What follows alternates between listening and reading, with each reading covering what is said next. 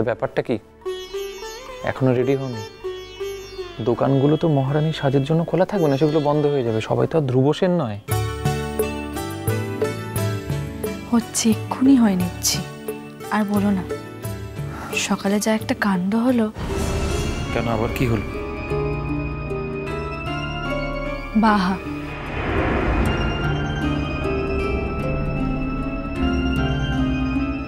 বাহার যে এত অধঃপতন হয়েছে সেটা আমি ভাবতেও পারিনি। মানে আজ তো মেয়েটার পরীক্ষার শুরুর দিন ছিল, আর তোর কলেজেই তো সিট পড়েছিল।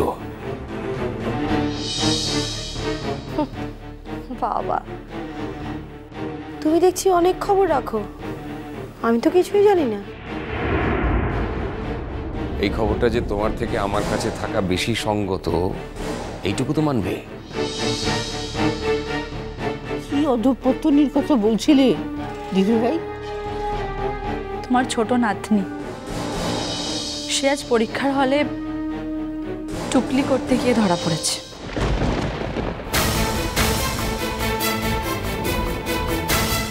আমার মান সম্মান বলে তো আর কিচ্ছু রইল না। কি বলছো তুমি? তারপর তারপর আর কি, পরীক্ষা দিতে পারতো না, কিন্তু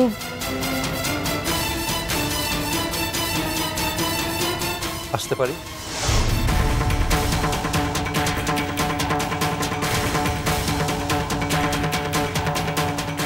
এই পড়ছি, তুমি এসো এসো, ভেতরে এসো, ভেতরে এসো। বাড়ির সব ভালো তো? কি ব্যাপার, এখানে কি মনে করে আবার?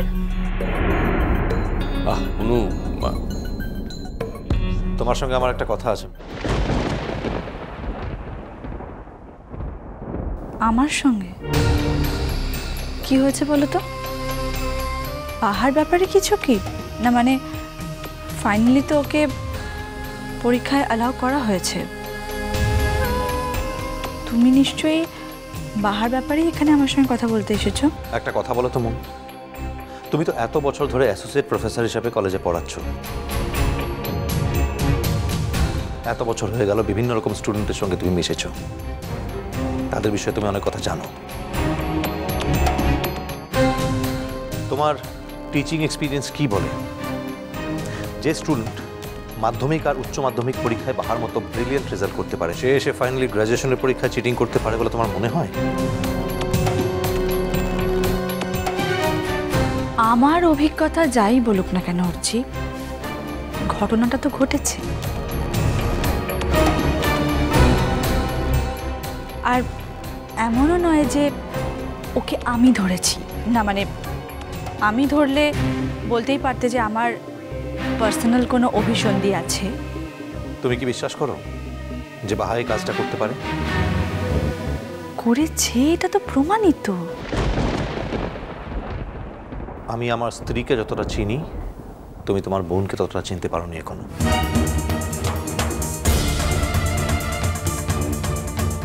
বা হয়তো চিনতে চাওনি। আচ্ছা, এক্স্যাক্টলি তুমি কি জানতে চাইছো বলো তো আমার কাছে অর্চি? বাহা চিটিং করেছে কিনা, তাই তো? আমার উত্তরটা হলো হ্যাঁ, করেছে। দেখো, ছুরিতে যতই ধার থাকুক না কেন, ব্যবহার না করলে না সেটা আস্তে আস্তে ভোঁতা হয়ে যায়। আর বাহা লেখাপড়া ছাড়া, মানে লেখাপড়ার দিকে তো ওর কোনো মন নেই। ওর মনটা তো মানে এক্স্যাক্টলি অন্য জায়গায়, যে ওর স্বামীকে কেউ কেড়ে নিল কিনা। কিন্তু এটা হয়তো ও জানে না যে কেড়ে যদি নেয়ারই হতো তাহলে ও পেতই না। আসলে বয়সটা কম তো, এখন বুঝতে পারবে না। তুমি খুব ভালো করেই জানো মন যে আমি সবসময় সত্যি কথাটা পছন্দ করি, সত্যি কথা বলতে পছন্দ করি, সে যতই নির্মম হোক না কেন। আর অর্চি কোনো খেলার পুতুল নয় যে যেই ইচ্ছে তাকে নিয়ে যাবে। অর্চির ইচ্ছের বাইরে তাকে জোর করে কোনোদিনও কোনো কাজ কেউ করাতে পারেনি, আর বাকি দিনেও পারবে না। সেটা কোনো কথা নয়। আসল কথা হলো যে তুমি খুব ভালো করেই জানো যে বাহার পক্ষে এরকম কাজ করা অসম্ভব। মরে গেলেও সেই কাজ তার পক্ষে করা সম্ভব নয়।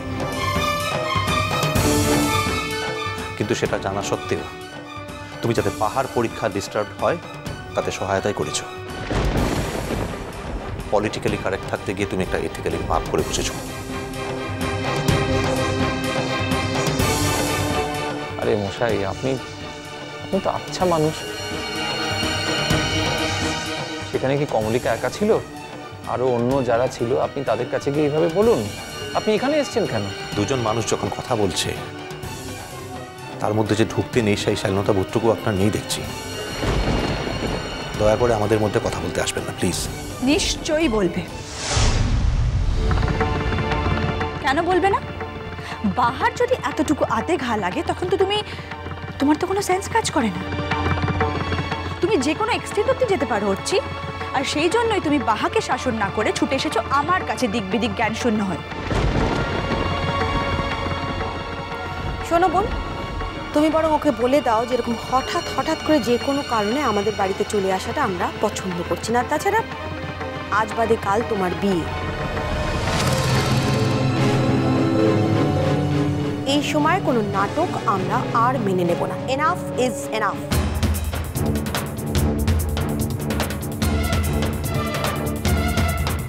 তুমি ঠিকই বলেছো মন। বাহার কোনো স্বার্থে যদি অকারণে ঘা লাগে তাহলে আমি এরকম আবার আসবো, বারবার আসবো। আসল কথা কি জানো, তুমি বাহাকে মনে মনে ভয় পাও। কারণ এতদিনে তো অন্তত একটা ব্যাপারে তুমি বাহার থেকে এগিয়েছিলে, লেখাপড়া। কিন্তু তুমি খুব ভালোভাবেই বুঝতে পেরেছো যে বাহা খুব শীঘ্রই তোমাকে এই ব্যাপারে বিট করবে।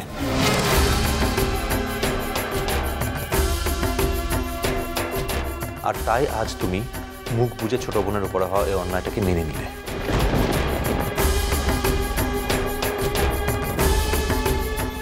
একবার বাহার রেজাল্টটা ওঠো, আমি এই ঘটনাটা নিয়ে মুভ করব।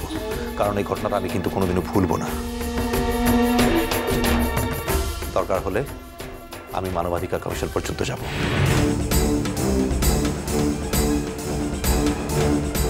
আর এই কথাটা তোমাকে বলতে এলাম।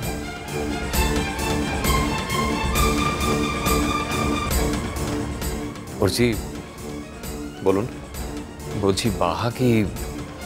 আঙ্কেল প্লিজ, আপনি না হয় বাহার বিষয়ে নাই জানতে চাইলেন। আপনি এই মুহূর্তে আপনার বড় মেয়ের বিয়ের ব্যবস্থা নিয়ে মাতুন।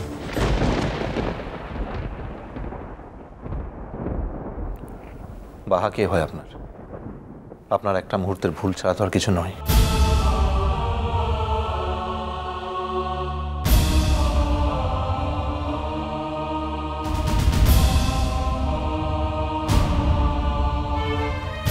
বাহাকে দেখার জন্য আমি আছি, আমার পরিবার আছে। বাহার লড়াইতে শক্তি যোগাবার ক্ষমতা আমাদের আছে।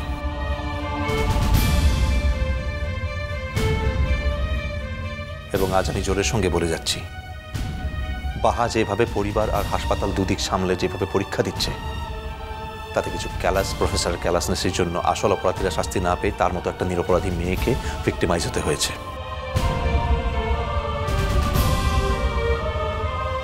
কিন্তু এসব ক্রস করে বাহা উইল ফাইট ব্যাক। ও ফাইট করবে, আর ওর গ্র্যাজুয়েশনের রেজাল্ট ওর মতোই হবে। একবার খালি বাহার রেজাল্টটা উঠুক, আমি এই সমস্ত ক্যালাস প্রফেসরদের দেখে নেব। একটা নিরপরাধী মেয়ের উপরে মানসিক চাপ সৃষ্টি করার ফল কি হবে সেদিন সবাই দেখতে পাবে।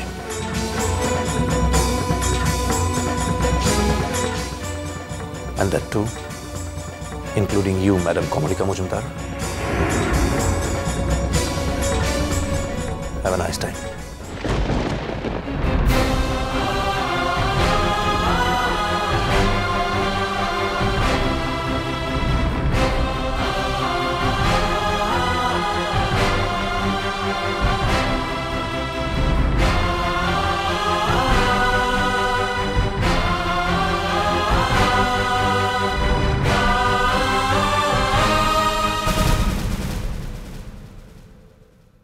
তো জোর দিয়ে এই কথাটা বলিসলাই উঠছে বাবু।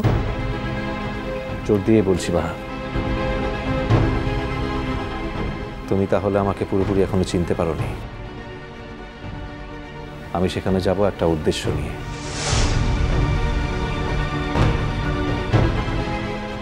আমি যাব সেই ছেলেটিকে দেখতে যে তোমাকে এইভাবে ফাঁসিয়েছে তার কাছে। এর পিছনে কার মাস্টার মাইন্ড কাজ করছে আমাকে জানতে হবে না?